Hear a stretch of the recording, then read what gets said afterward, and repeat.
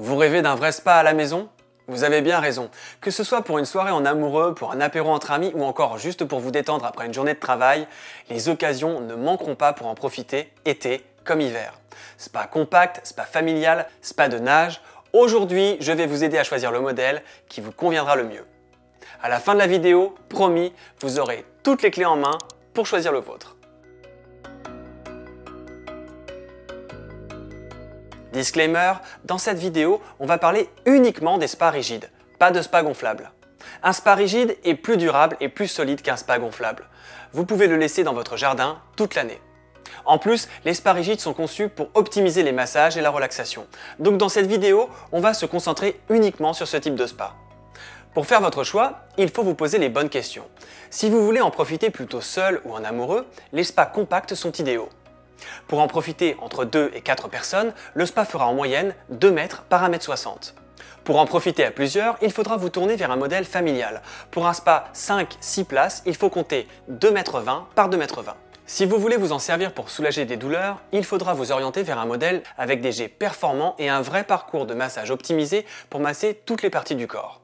Un spa a l'avantage de proposer des sièges adaptés à la forme du corps. Les buses sont plus nombreuses et plus puissantes que celles d'un spa classique. Enfin, si vous hésitez entre un spa ou une piscine, le spa de nage est peut-être fait pour vous. En fait, c'est un spa géant, conçu pour se relaxer et aussi pour nager à contre-courant. Un spa de nage mesure environ 6 mètres de long et 2,5 mètres de large.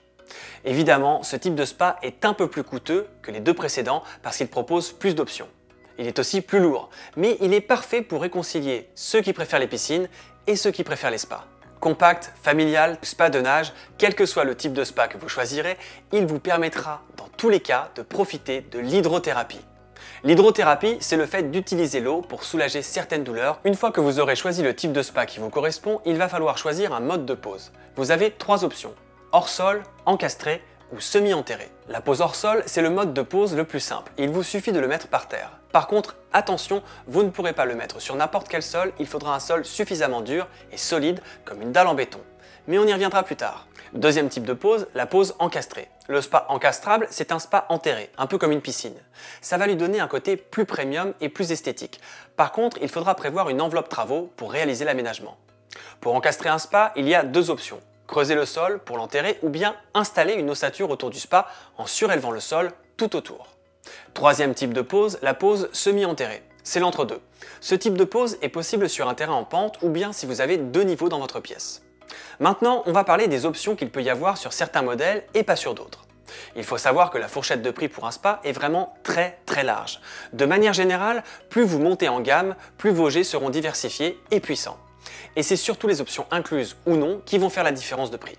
Certains modèles ont des enceintes Bluetooth, des LED colorés, une cascade ou encore le mode aromathérapie avec des diffuseurs. Et côté budget, gardez bien en tête qu'il faut compter le spa en lui-même, mais aussi le terrassement, le raccordement du spa à l'électricité, l'aménagement des abords, etc. On vient de parler des options facultatives de certains modèles. Ces options sont des plus, mais il y a aussi des équipements indispensables quand vous avez un spa. J'en ai noté 2.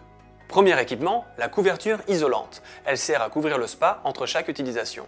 Elle permet de ralentir le refroidissement du spa. Deuxième équipement indispensable, enfin indispensable si vous avez un spa hors sol, un escalier. Parce qu'enjamber un spa rigide, ce n'est pas très pratique. Bon, ça y est, je pense que vous avez toutes les clés en main pour choisir votre spa. Mais restez avec moi, ce n'est pas fini. On va parler installation et entretien. D'abord, petit tour d'horizon des endroits où vous pouvez installer votre spa.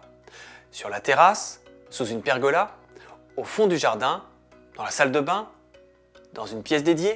Bref, en gros, vous pouvez le placer soit à l'intérieur, soit à l'extérieur. Je vous conseille plutôt d'installer votre spa à l'extérieur, parce que c'est un équipement très lourd. Et puis vous ne pourrez pas l'installer sur n'importe quel type de sol. Il faut que votre sol puisse supporter 500 kg par mètre carré. Donc, oubliez le parquet. Il faut que vous couliez une dalle béton très solide. Si vous placez votre spa en extérieur, vous pourrez quand même vous en servir toute l'année à la manière d'un bain nordique. L'avantage, c'est qu'on a souvent plus de place à l'extérieur qu'à l'intérieur. En plus, rien ne vaut un bain à la belle étoile. Et même en extérieur, vous pouvez créer un petit coin cosy autour du spa. La problématique du vis-à-vis peut être réglée grâce à une pergola et des panneaux de clôture. Quoi qu'il en soit, que vous installiez votre spa en intérieur ou en extérieur, vous devez créer une dalle très solide pour qu'elle supporte le poids du spa. Côté installation, n'oubliez pas qu'il va falloir prévoir une arrivée d'eau à proximité. Donc ça peut fortement jouer dans le choix de votre emplacement. Il faudra aussi prévoir d'avoir l'électricité, à la fois pour vous éclairer, mais aussi pour le fonctionnement du spa. Côté fonctionnement, suivant les modèles, une prise extérieure peut suffire. Sinon, il faudra carrément créer une ligne électrique dédiée au spa. Côté éclairage, vous pouvez aussi choisir un éclairage 100% nomade. Au niveau du sol, je me répète, il faut impérativement que vous réalisiez une dalle en béton très solide pour pouvoir supporter le poids du spa. Dernier petit point avant de vous quitter, gardez bien en tête qu'un spa nécessite de l'entretien. En moyenne, il faut changer l'eau tous les 3 à 4 mois. Il faut aussi l'entretenir régulièrement avec un kit d'entretien. Je crois que je vous ai tout dit. Si vous avez une question, n'hésitez pas à la poser en commentaire. Et pour ne pas louper les prochains épisodes de Comment choisir, vous pouvez vous abonner et cliquer sur la cloche. À bientôt!